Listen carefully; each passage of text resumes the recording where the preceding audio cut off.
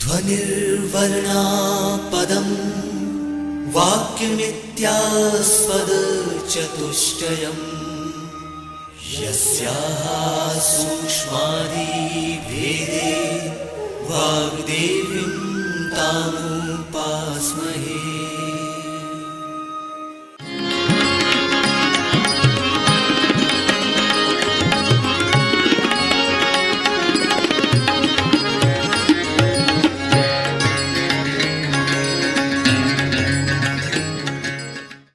मध्य प्रदेश भोज मुक्त विश्वविद्यालय का इलेक्ट्रॉनिक माध्यम निर्माण और शोध केंद्र EMPRC प्रस्तुत करता है समाज कार्य विषय पर आधारित ध्वनि कार्यक्रम समाज कार्य शोध के प्रकार। यह कार्यक्रम MSW पाठ्यक्रम के अंतिम वर्ष के विद्यार्थियों के लिए प्रथम प्रश्न पत्र समाज कार्य शोध और सांख्यिकी पर आधारित है।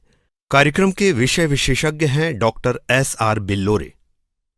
इस कार्यक्रम का ध्वन्यांकन, संपादन और प्रस्तुतिकरण किया है अमर बहादुर यादव ने। तो लीजिए सुनिए ध्वनि कार्यक्रम समाज कार्य शोध के प्रकार।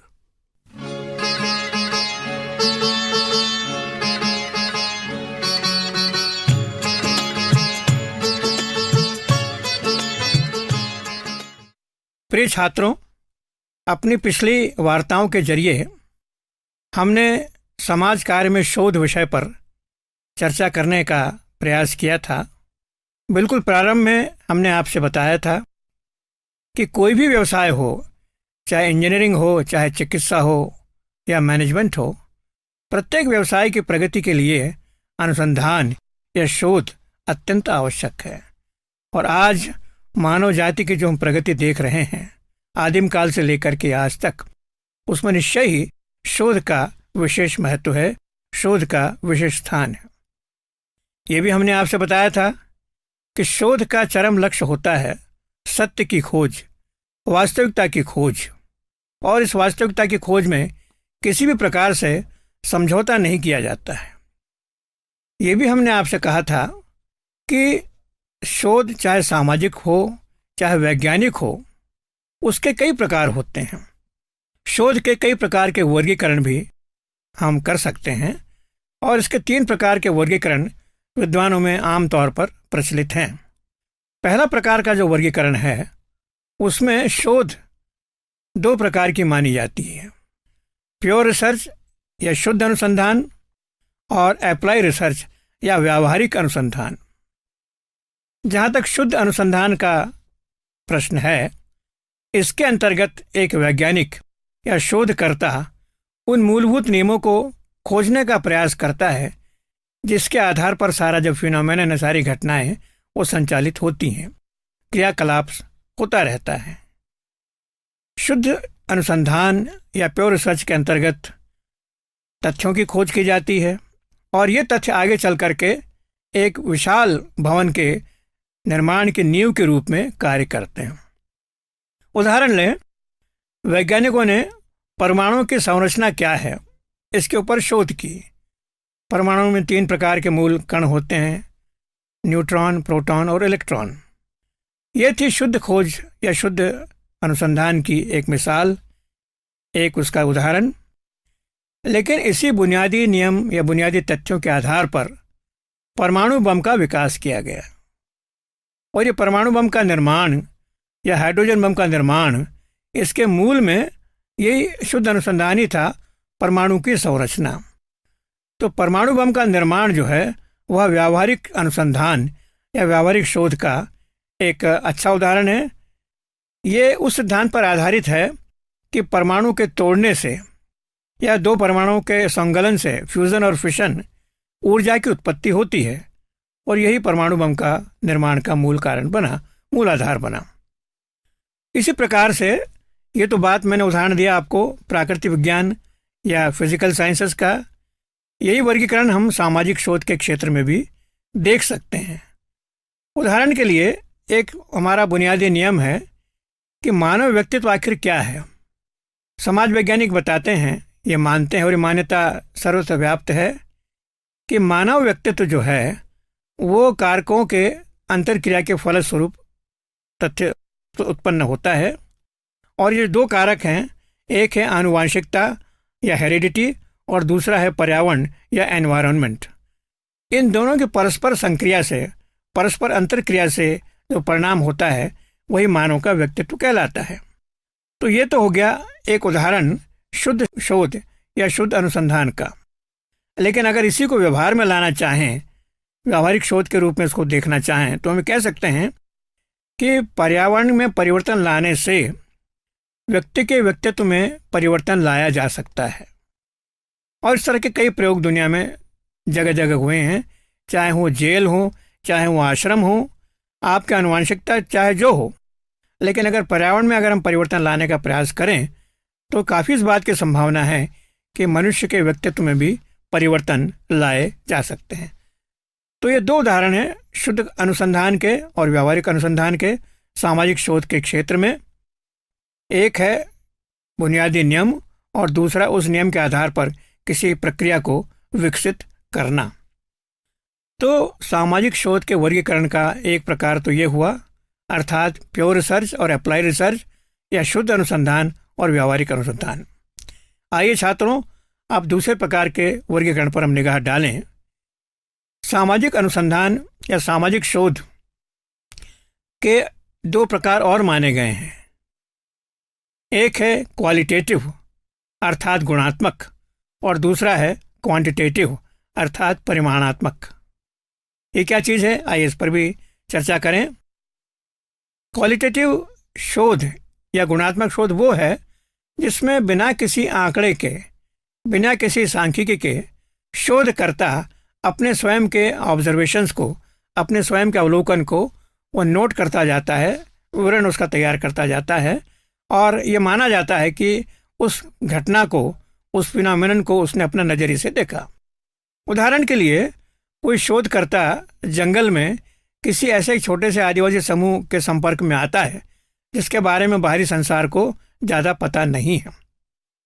वो शोधकर्ता वहीं रुक करके उन आदिवासी समूह के जो सदस्य हैं उनके बारे में अपने ऑब्जर्वेशंस लिखना प्रारंभ करता है। कौन लोग हैं, क्या उनके रीति रिवाज हैं, क्या क्या उनके मान्यताएं हैं, उनका धर्म कैसा है, उनके आजीविका के साधन क्या हैं। इसमें आंकड़ों का तो न्यूनतम प्रयोग होता है, बाकी वह शोधकर्ता अपने दृष्टि से उस आदिवासी समुदाय को देखता है और उसके बारे में कुछ ऐसी बातें प्रकाश में लाता है जिनके बारे में बाह्य जगत को जानकारी नहीं है। तो ये एक उदाहरण है क्वालिटेटिव रिसर्च का या गुणात्मक अनुसंधान या शोध का। इसके विपरीत कोई दूसरा सामाजिक शोधकर्ता कुछ समय बाद उसी आदिवासी समूह के पास में जाता है और वहाँ पर आंकड़े इकट्ठा करना शुरू कर देता है। आंकड़े अर्थात किस आयु वर्ग के लोग हैं वहाँ पर, कितने लोग हैं, कितने परिवार हैं, उनके खान पान की व्यवस्था क्या है, आजीविका के साधन कौन कौन से हैं, जैसे शिकार है या वनोपज इकट्ठा करना है, उसको वो बाज़ार में किस प्रकार से उसका विक्रय करते हैं, उनमें बीमारियां कौन कौन सी हैं, क्या उनकी धार्मिक मान्यताएं हैं। ये सारी प्रकार की जो जानकारियां हैं, अगर वो आंकड़ों के रूप में उनको परिणत करके उनके बाकायदा सारणियाँ बनाता है और एक रिसर्च रिपोर्ट तैयार करता है, तो ये एक उदाहरण होगा क्वांटिटेटिव रिसर्च या परिमाणात्मक अनुसंधान का। तो छात्रों, यह एक दूसरे प्रकार का वर्गीकरण है सामाजिक शोध में। पहला मैंने आपको बताया था शुद्ध और व्यावहारिक, और दूसरा वर्गीकरण है गुणात्मक और परिमाणात्मक। अब आइए एक तीसरे प्रकार के वर्गीकरण की ओर हम चलते हैं, और यह जो वर्गीकरण है इसका जो आधार है वो है फोकस। अर्थात ये वर्गीकरण इस आधार पर किया गया है कि जिन प्रकारों की हम चर्चा करते हैं सामाजिक शोध के, उनका मूल उद्देश्य या फोकस उनका कहाँ पर है। एक बात मैं और स्पष्ट कर दूं आपको, अगर आप सामाजिक शोध की तुलना वैज्ञानिक शोध से करेंगे तो आपको कई प्रकार की चीज़ें सामने आएंगी। पहली बात तो जैसे कि हमने प्रारंभ में स्पष्ट किया था पिछली वार्ताओं में कि सामाजिक शोध में वैसी एक्यूरेसी की, वैसी बारीकी की अपेक्षा नहीं करनी चाहिए क्योंकि वैज्ञानिक शोध में होती है। और उसका कारण भी है, एक वैज्ञानिक अपनी प्रयोगशाला में बैठ करके परिस्थितियों के जो घटक हैं उनको नियंत्रित कर सकता है। उदाहरण के लिए प्रयोगशाला में बैठ करके अगर उसको हाइड्रोजन और ऑक्सीजन के मेल से अगर पानी तैयार करना है तो उस प्रयोगशाला में टेम्परेचर भी वो कम ज़्यादा कर सकता है, दबाव भी कम ज़्यादा कर सकता है, और जो बिजली उसको दौड़ानी है हाइड्रोजन ऑक्सीजन के बीच में पानी बनाने के लिए, उसका भी नियंत्रण उसके हाथ में है। लेकिन इन कारकों का नियंत्रण सामाजिक शोध में उस सीमा तक संभव नहीं है जिस सीमा तक वैज्ञानिक शोध में है। तो एक इसकी सीमा है, एक इसके आप कह लीजिए कि कमी है, और इसी कारण से जितनी एक्यूरेसी, जितनी सटीकता वैज्ञानिक शोध के माध्यम से हम प्राप्त कर सकते हैं उसकी अपेक्षा सामाजिक शोध में नहीं की जाती है। तो इन दो ऑब्जर्वेशन के साथ में आइए अब हम सामाजिक शोध के उन प्रकारों की चर्चा करें जिनके वर्गीकरण का आधार फोकस है, अर्थात कहाँ पर आपका ध्यान केंद्रित है, आप चाहते क्या हैं। सामाजिक शोध का सबसे पहला प्रकार जिसकी चर्चा हम आपसे कर रहे हैं उसका नाम है डिस्क्रिप्टिव रिसर्च या वर्णनात्मक शोध या अनुसंधान। वर्णनात्मक अनुसंधान वो है जिसमें एक विशेष समय में जो भी घटनाएं घटित हो रही हैं, जैसी भी स्थिति है, जो भी लोग उसमें शामिल हैं, उनका बिल्कुल वैसा ही यथातथ्य वर्णन कर देना, विवरण दे देना, जैसा कि फोटोग्राफर करता है। फोटोग्राफर अगर कहीं का चित्र उसको खींचना है तो अपनी तरफ से उसमें जोड़ बाकी कुछ नहीं करता है, जैसा है वैसा फोटो वो खींच देता है और वही उस स्थिति का, उस स्थान का या उस घटना का यथातथ्य वास्तविक चित्रण माना जाता है। सामाजिक शोध जो है वर्णनात्मक कैसे हो, इसका एक छोटा सा उदाहरण मैं आपको देना चाहूँगा। मान लीजिए आपको किसी गांव में भेज करके वहाँ के स्कूल के बारे में वर्णनात्मक शोध का एक उदाहरण आपको प्रस्तुत करने के लिए कहा जाता है।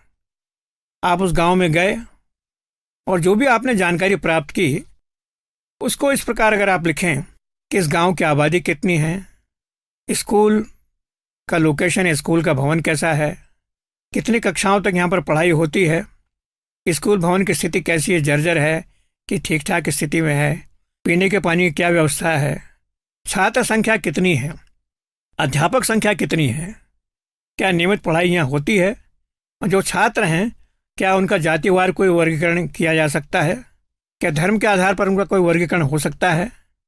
इस शाला में जब से इसकी स्थापना हुई है तब से कुल कितने छात्र यहाँ से पढ़ करके निकले हैं, पिछले वर्ग का परीक्षा परिणाम क्या था, कितने प्रतिशत रहा हर कक्षा का, यहाँ पर ड्रॉप आउट्स की संख्या क्या है, अर्थात जो शाला त्यागी बालक जिनको कहा जाता है वो कितने लोग हैं और उनका प्रतिशत क्या है, अध्यापकगण नियमित रूप से आते हैं कि नहीं आते हैं, और गांव वालों का इस शाला के प्रति, यहाँ जो पढ़ाई लिखाई होती है उसके प्रति क्या एटीट्यूड है, क्या यहाँ के पढ़ने वाले छात्र एक ही गांव से हैं या आसपास के गांव से भी आते हैं, इत्यादि इत्यादि। अब देखिए, आपने उस शाला का एक फोटोग्राफिक चित्र आपने खींच करके रिपोर्ट के रूप में आपने दे दिया। इसमें आपने अपनी तरफ से कुछ नहीं जोड़ा या घटाया है, कुछ समस्याएं भी सामने आई होंगी, मान लीजिए उसका रिजल्ट अच्छा नहीं है, उसके ऊपर आपने अपनी तरफ से कोई टिप्पणी नहीं की, ना उसका कोई कारण बताने का आपने प्रयास किया। हर साल मान लीजिए 15% छात्र, 20% छात्र शाला छोड़ करके चले जाते हैं, पढ़ाई उनकी बंद हो जाती है, ये केवल आपने उसका उल्लेख भर कर दिया। ऐसा क्यों होता है, इसका आपने कहीं पर कोई अपनी तरफ से विश्लेषण प्रस्तुत नहीं किया। तो ये एक उदाहरण है वर्णनात्मक या डिस्क्रिप्टिव रिसर्च का। लेकिन एक बात मैं स्पष्ट कर दूं आपको यहाँ पर कि इसी वर्णनात्मक शोध के आधार भूमि से ही कई ऐसे पौधे उगते हैं जो सामाजिक शोध के अन्य प्रकारों में उनका वर्गीकरण किया जा सकता है। तो आइए, ये जो रिपोर्ट गांव की शाला की अगर शोधकर्ता ने प्रस्तुत की है उसमें 2-3 समस्याओं का मैंने आपसे जिक्र किया उदाहरण के लिए। एक तो ये कि शाला त्यागी बालकों की संख्या काफ़ी ज़्यादा है, दूसरा रिजल्ट अच्छा नहीं आता, तीसरा अध्यापकों की उपस्थिति ठीक नहीं है, इत्यादि इत्यादि। तो ये समस्याएं वर्णनात्मक शोध के रिपोर्ट के आधार पर हमारे सामने स्पष्ट हुई धीरे धीरे, और इनमें से अगर हम किसी एक समस्या को लेकर के गहन शोध करें तो हमारी सामाजिक शोध का दूसरा प्रकार होगा और उसका नाम है डायग्नोस्टिक रिसर्च या निदानात्मक शोध। ये निदानात्मक शोध क्या चीज़ है, आइए इस पर भी देखें। देखिए, अगर मान लीजिए किसी व्यक्ति को शरीर में ठंड लग रही है और ठंड लग करके बुखार आ गया, बहुत तीव्र ज्वर, ये लक्षण है उसके। डॉक्टर जब आएगा उसका परीक्षण करके बताएगा कि ये जो व्यक्ति मलेरिया से पीड़ित है। तो यहाँ पर क्या किया उसने निदान, इस पेशेंट को, इस बीमार को मलेरिया का रोग है, और उसने तय कैसे किया, उसके जो लक्षण थे उसके आधार पर। तो यही काम डायग्नोस्टिक रिसर्च या निदानात्मक शोध में किया जाता है। सबसे पहले तो जो लक्षण है उस समस्या के, उनका विवरण तैयार किया जाता है। जैसे शाला त्यागी बालकों की मैंने चर्चा की आपसे, तो जो शोधकर्ता जाएगा केवल इसी समस्या को लेकर के और पता करने के लिए कि आखिर समस्या का कारण क्या है और उसका हल क्या है, तो सबसे पहले तो वो चाहेगा आंकड़े एकत्रित करना, जब से शाला की स्थापना हुई है तब से लेकर के अभी तक शाला त्यागी बालकों का प्रतिशत क्या रहा है वर्षानुसार। अब देखिए, एक गहराई में जा रहे हैं हम लोग। दूसरा, वो इस बात का भी प्रयास करेगा कि ये जो निरंतर गिरावट आ रही है शाला की उपस्थिति में बालकों की, उसके कारण क्या है। डायग्नोसिस या निदान वाली बात मैं आपसे कर रहा हूँ, क्या कारण है। तो उसका अनुसंधान से पता चला, उसने पालकों से भी मुलाकात की, बच्चों से भी मिला, उनके इंटरव्यूज़ लिए, और अध्यापकों से भी मिला, जो शासकीय अधिकारी हैं, अगर शाला शासकीय तो उनके अधिकारी से मिला, और कुल मिलाकर के उन कारणों का उसने पता लगाया शोधकर्ता ने कि यहाँ का मुख्य कारण जो शाला त्यागी बालकों की बढ़ती संख्या का है वो है गरीबी। पालक चाहते हैं कि बच्चे थोड़ा जहाँ बड़े हो जाएं कि उनके रोज़मर्रा के काम में उनकी मदद करें, खेत में, मजदूरी में, जो भी घर का काम है उसमें। लड़कियां अपने घरेलू काम काज में मदद करें माँ की। तो एक मुख्य कारण उनको पता चला, गरीबी। देखिए, समस्या है शाला त्यागी बालकों की, और कारण उसका पहला पता चला गरीबी का। दूसरा कारण ये भी सामने आया कि इसके बारे में शिक्षक और पालक ये भी बहुत ज़्यादा रुचि नहीं रखते हैं, अर्थात उनकी उदासीनता भी शाला त्याग का एक प्रमुख कारण हो सकता है। एक कारण और समझ में आया कि ये जो गांव है, यहाँ स्कूल है और आसपास के 4-6 गांव में स्कूल नहीं है, तो वहाँ के बालक भी यहाँ पढ़ने के लिए आते थे, लेकिन उनकी संख्या भी धीरे धीरे कम होती गई। तो शाला से दूरी छात्रों की, ये भी एक कारण हो सकता है। चौथा कारण सड़क का अभाव, अर्थात वर्षा ऋतु में तो दूसरे गांव के बच्चे यहाँ आ ही नहीं पाते हैं, और एक बार जहाँ उनका आना बंद हुआ कि फिर उस तरफ से उदासीन हो जाते, अर्थात वर्षा ऋतु। और एक और कारण समझ में आया कि यहाँ का जो मध्याह्न भोजन है वो भी ठीक तरह से उसकी व्यवस्था नहीं हो पाती। तो देखिए, प्रारंभ हुआ डिस्क्रिप्टिव रिसर्च से, अर्थात वर्णनात्मक शोध से। पहले छात्र ने उसका केवल वर्णन मात्र कर दिया और कुछ समस्याओं का जिक्र मात्र कर दिया, लेकिन अब जो दूसरा शोधकर्ता वहाँ गांव में आया, उसने इन सारे लक्षणों को इकट्ठा किया, ये गिरावट आ रही निरंतर उपस्थिति में, और उनके बाद में इस शाला त्याग के कारण क्या हैं उनका भी विश्लेषण किया। यह है डायग्नोसिस, यह है निदान, अर्थात समस्या का स्वरूप स्पष्ट करना और उसके कारणों का पता लगाना। लेकिन हमारी जो यात्रा है डायग्नोसिस की यहाँ तक समाप्त नहीं हो पाती। डॉक्टर ने अगर कहा कि इसको ठंड लग के बुखार आया है और उसको मलेरिया है, तो उसको दवाई भी प्रिस्क्राइब करना पड़ेगी। तो यही शोधकर्ता को इन आंकड़ों के आधार पर, इन वास्तविकता के आधार पर अपने सुझाव भी देना पड़ेंगे कि ये इन कारणों से अगर समस्या हमारे सामने है तो इसके दूर करने के उपाय ये हो सकते हैं। तो आइए देखें निदानात्मक शोध में क्या क्या चरण है उसके। नंबर 1, समस्या का विवरण दीजिए आप। नंबर 2, चरण नंबर 2, स्टेप नंबर 2, कि उस समस्या का विश्लेषण करके उन कारकों का पता लगाइए जिनके कारण से समस्या अस्तित्व में है। तीसरा, जैसे डॉक्टर तय करता है कि इसको मलेरिया है, टाइफाइड है, वैसे आपको भी तय करना है कि समस्या मुख्यतः क्या है, सामाजिक है कि आर्थिक है कि राजनीतिक है या मनोवैज्ञानिक है। और अंत में शोधकर्ता को उपाय भी अपने को देना होगा जो उसको समस्या को दूर करने में सहायक हो सकते हैं। तो ये सामाजिक शोध का दूसरा प्रकार है। पहला शोध मैंने आपको बताया था, पहला प्रकार डिस्क्रिप्टिव रिसर्च या वर्णनात्मक शोध, और ये दूसरा प्रकार भी हमने चर्चा की, वो है निदानात्मक या डायग्नोस्टिक रिसर्च। अब आइए सामाजिक शोध के तीसरे प्रकार की चर्चा करें हम, और वो है इसी में से निकला हुआ एक और पौधा डिस्क्रिप्टिव में। इसमें जब आप कारण का विश्लेषण कर रहे थे तो एक बात जो सजग शोधकर्ता होता है उसकी निगाह से चीज़ें छिप नहीं सकती है। उसने 3-4 बड़े विचित्र चीज़ें पाई उसमें। एक तो ये कि कोई भी घटना हो, कोई भी समस्या हो, उसके कई कारण हो सकते, कई कारक हो सकते हैं। तो शोधकर्ता ने वहाँ पर पाया कि जो शाला त्यागी बालक हैं वो एक विशेष जाति से ज़्यादातर हैं। अर्थात जो भी घटना या जो भी समस्या है उनके जो अलग अलग कारक हैं उनमें से 2 या 2 से अधिक कारकों के बीच में खास प्रकार का संबंध पाया जा सकता है। तो ये जैसा मैंने आपको उदाहरण दिया है कि शाला त्यागी बालकों में ज़्यादा संख्या उनकी है जो एक विशेष जाति से संबंधित है। ऐसा क्यों? या जो शाला त्यागी बालक हैं उनका जो विशेष एक धर्म है उससे संबंध है, या आर्थिक स्थिति से संबंध है उनका, या स्कूल की दूरी से संबंध है उनका। ये अलग अलग कारण हैं और ये जो 2 कारक एक दूसरे से संबंधित रहते हैं इनको कहा जाता है, एक कारक तो स्थायी होता है या प्रमुख होता है और दूसरा उसके ऊपर निर्भर होता है। तो उसको कहते हैं इंडिपेंडेंट वेरिएबल या स्वतंत्र चर, और दूसरा जो उस पर निर्भर होता है उसको कहते हैं डिपेंडेंट वेरिएबल या परावलंबी चर। उदाहरण, शाला त्याग और जाति का आपस में संबंध। जैसा कि मैंने अभी आपसे बताया था, एक विशेष जाति के बालकों में शाला त्याग की प्रवृत्ति सबसे ज़्यादा पाई गई। क्यों?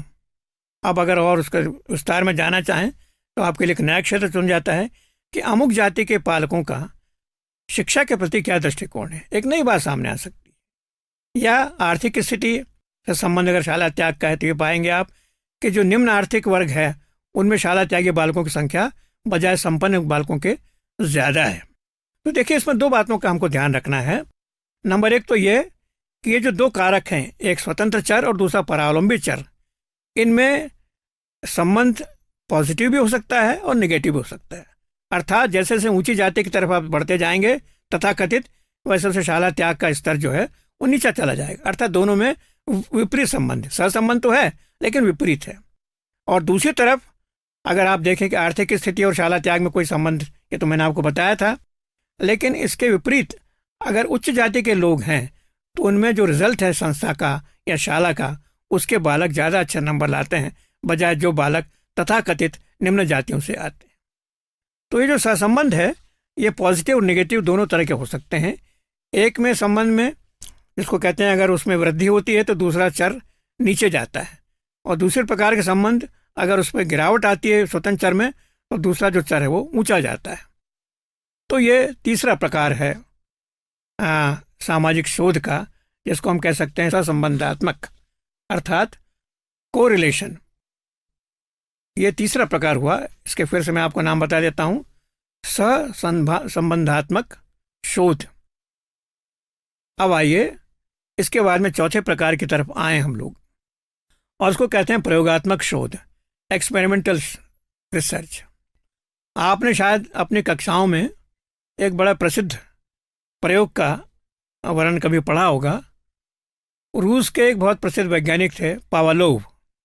उन्होंने बड़ा मजेदार प्रयोग किया एक कुत्ते को लेकर के, और ये कहा, उन्होंने प्रयोगशाला में कुत्ते को रखा और घंटी बजाई, और जैसे घंटी बजती है कुत्ते को खाना दिया जाता है। तो कुत्ते ने जोड़ा कि घंटी और खाने का संबंध है। तो घंटी बजती थी, कुत्ते को खाना मिलता था, कुत्ते के मुंह में लार आती थी, उसका भी वो मेजरमेंट करते थे वैज्ञानिक। और धीरे धीरे धीरे उन्होंने क्या कि केवल घंटी बजाई, खाना नहीं दिया, लेकिन फिर भी कुत्ते के मुंह में लार पैदा हुई। ये प्रयोग है, और उन्होंने इसे साबित कर दिया कि कुत्ते के दिमाग की कंडीशनिंग इस प्रकार से हो गई कि घंटी की आवाज़ और उसके मुंह के लार में संबंध है।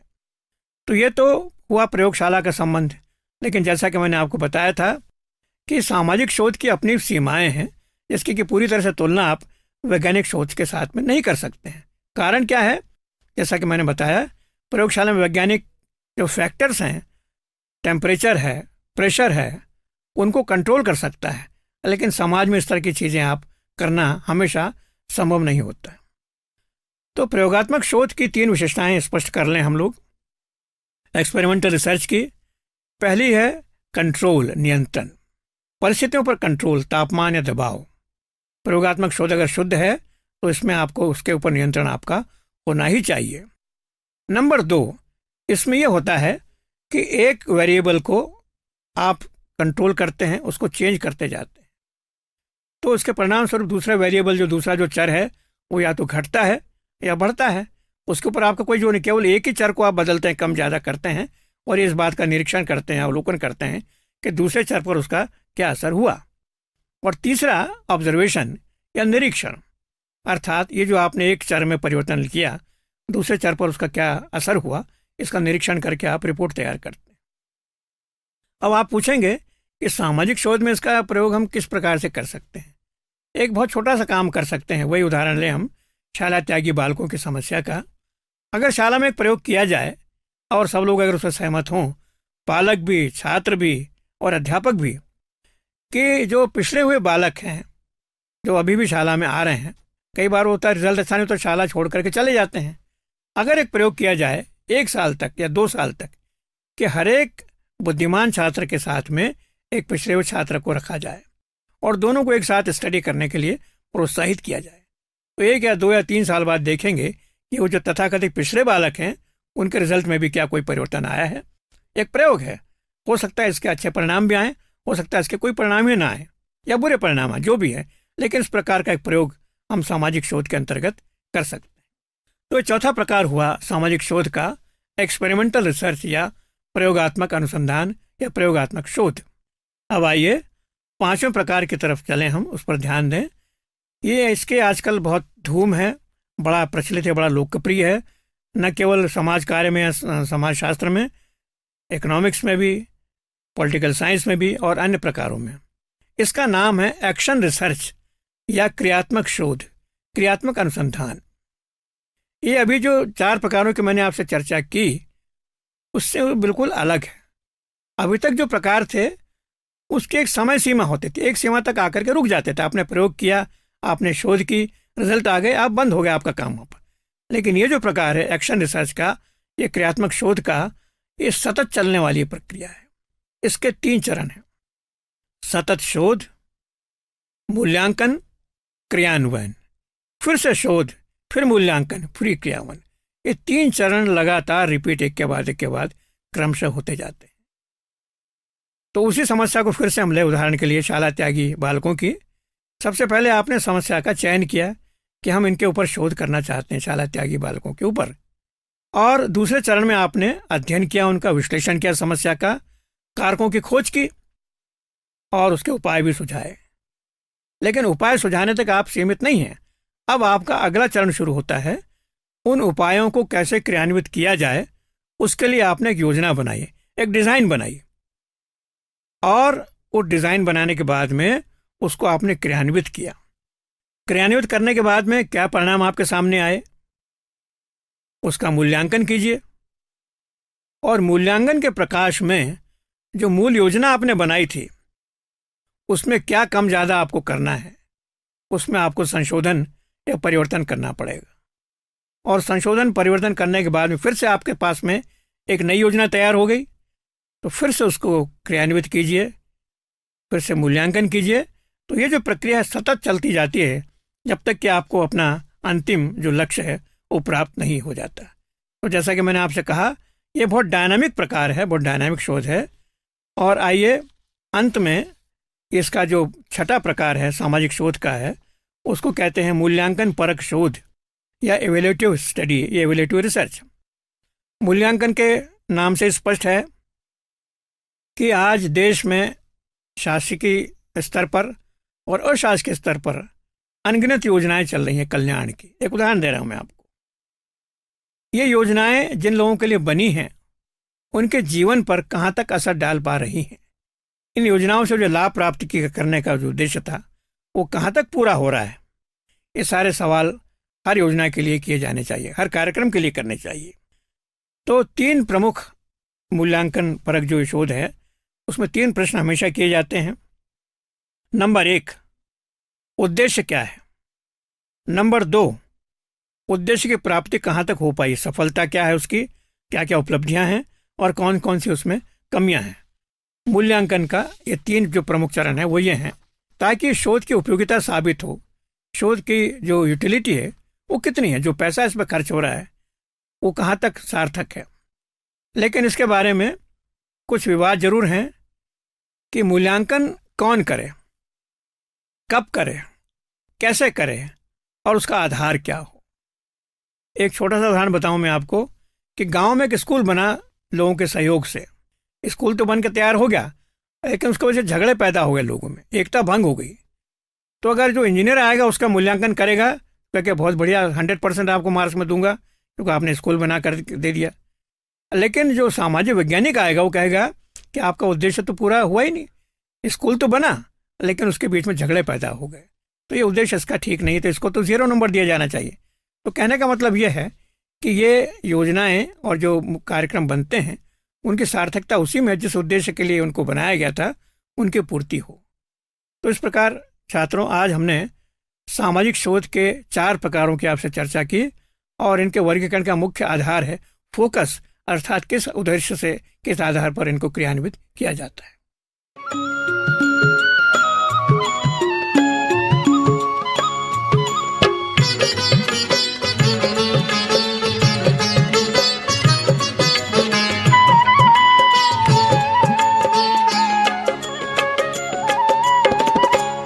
अभी आप सुन रहे थे समाज कार्य विषय पर आधारित ध्वनि कार्यक्रम समाज कार्य शोध के प्रकार। कार्यक्रम के विषय विशेषज्ञ और वार्ताकार थे डॉक्टर SR बिल्लोरे। उद्घोषक थे मुकेश विश्वकर्मा। इस कार्यक्रम का ध्वनि मुद्रण, संपादन और प्रस्तुतिकरण किया अमर बहादुर यादव ने। यह कार्यक्रम मध्य प्रदेश भोज मुक्त विश्वविद्यालय के इलेक्ट्रॉनिक माध्यम निर्माण और शोध केंद्र EMPRC द्वारा निर्मित किया गया।